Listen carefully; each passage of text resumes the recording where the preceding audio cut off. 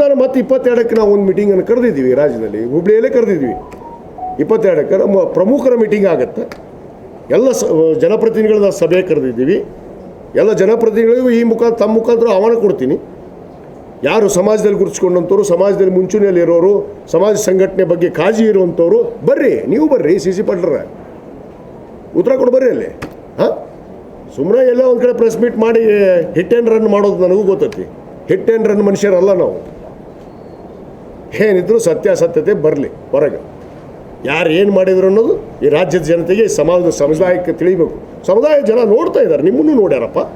ಅದಕ್ಕೆ ನಿಮ್ಮ ಸರ್ಕಾರ ಮನ್ಯಾಗ ಕುಂದಿರ್ಸ್ಯಾರಪ್ಪ. ಬಸವರಾಜ ಬೊಮ್ಮಾಯಿ ಅವರು, ಯಡಿಯೂರಪ್ಪನವರು ಸುಳ್ಳು ಹೇಳಿದ್ದಕ್ಕೆ ಇವತ್ತು ಸರ್ಕಾರ ಮನ್ಯಾಗ ಕೂತೈತಪ್ಪ. ಮಿಸ್ಟರ್ ಸಿ ಪಾಟೀಲ್ ಅಚಾನಕ್ ಗೆದ್ದಿ ಅಟ್ಟ. ಹಾಂ, ಮತ್ತೆ ಬರ್ತಾವೆ ಚುನಾವಣೆ 28ಕ್ಕೆ. ಅದಕ್ಕೆ ನಾನು ತಯಾರಿದ್ದೀನಿ, ನೀನು ತಯಾರಾಗ ನೋಡೋಣ. ಅದು ಶಕ್ತಿ ಸಮುದಾಯದವ್ರಿಗೆ ಉತ್ತರ ಕೊಡ್ತಾರೆ. ಅದಕ್ಕೆ ಸಮುದಾಯ ಜನ ಮುಂದೆ ಎಲ್ಲ ಮುಚ್ಚಿಟ್ಟು ಬಾರ್ಕೋಲ್ ಹಾಕ್ಕೊಂಡು ಮುಕ್ಕೊಂಡಿದ್ದ. ನೀನೇನು ಮಾಡಿದಪ್ಪ? ಹೋರಾಟಕ್ಕೆ ಬಂದೇನು?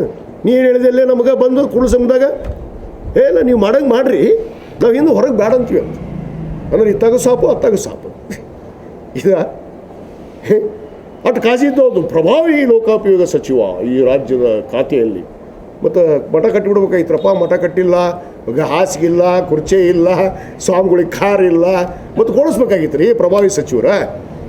ಯಾಕ್ರಿ ಪೀಠ ಅಭಿವೃದ್ಧಿ ಮಾಡಲಿಲ್ಲ ನೀವೆಲ್ಲರೂ ಸೇರಿಕೊಂಡು? ನೀವು ಅಧಿಕಾರದಾಗಿದ್ದೀರಲ್ಲಪ್ಪ. ಹೋಗಿ ನಾವು ಮಾಜಿ ಆಗಿದ್ವಪ್ಪ, ನಮ್ಮ ಕಡೆ ರೊಕ್ಕ ಇಲ್ಲಪ್ಪ, ನಿಮ್ಮ ಕಡೆ ಎಲ್ಲ ಇತ್ತಲ್ಲಪ್ಪ.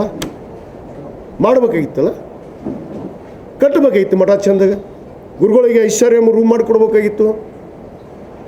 ಅದಕ್ಕೆ ಇವನ್ನೆಲ್ಲ ಬಿಡ್ರಿ. ಆರೋಪ ಹೊರಿಸೋದು, ಒಬ್ಬರು ಹಿಂಗೆ ಅಂತಾರೆ, ಒಬ್ರು ಹಂಗೆ ಅಂತಾರೆ.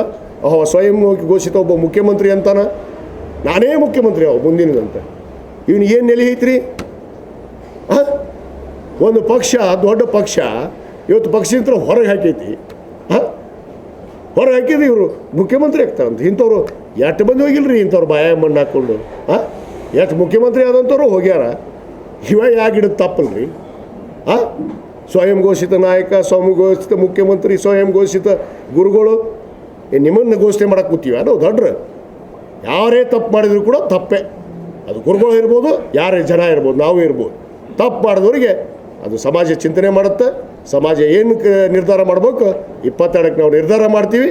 ನಿರ್ಧಾರ ಮಾಡಿ ಮುಂದಿನ ನಡೆ ತೋರಿಸ್ತೀವಿ, ಹೇಳ್ತೀವಿ ನಾವು. ರನ್ ಟಿವಿ ನ್ಯೂಸ್ ವಿಡಿಯೋಸ್ ನೋಡಲು ಸಬ್ಸ್ಕ್ರೈಬ್ ಮಾಡಿ, ಬೆಲ್ ಐಕಾನ್ ಪ್ರೆಸ್ ಮಾಡಿ.